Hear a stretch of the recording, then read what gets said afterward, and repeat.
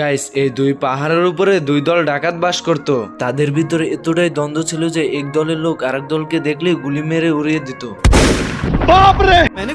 তো একদিন এক বুড়ো ডাকাত অতিরিক্ত মদ খাওয়ার কারণে মাতলামো করতে করতে চলে যায় অপর প্রান্তের পাহাড়ে। এইদিকে মুরগি বুড়ো ডাকাতকে আসতে দেখে দৌড়ে চলে যায় তার মালিকদের কাছে এন্ড গিয়ে বলতে থাকে, নাম বললে চাকরি থাকবে না।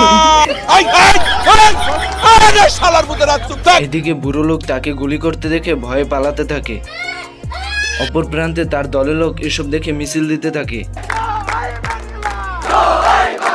এদিকে বুড়ো ডাকাতকে না ধরতে পেরে অপর প্রান্তে পাহাড় থেকেও মিছিল করতে থাকে।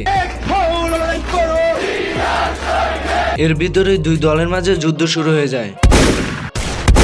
এরপর যুদ্ধ শেষ হয়ে যায় এবং ফলাফল হিসাবে ডাকাত দলের দুই গ্রুপের সবাই মারা যায়, কিন্তু তারা মরে গিয়েও ভূত হয়ে একে অপরের সাথে ঝগড়া শুরু করে দেয়। ছোট্ট একটা রিকোয়েস্ট করে তুই খালি কষ্ট করে 5 মিনিটের লেগে আয়া পর ভাই, 5টা মিনিটের লেগে তুই খালি একটু আয়া পর, পরে মাইরা আমি ঘুমামু ভাই, আমার ঘুম হয় না। এইদিকে দোনো ডাকাত দল মরে যেতে দেখে এলাকাবাসী খুশিতে নাচতে থাকে।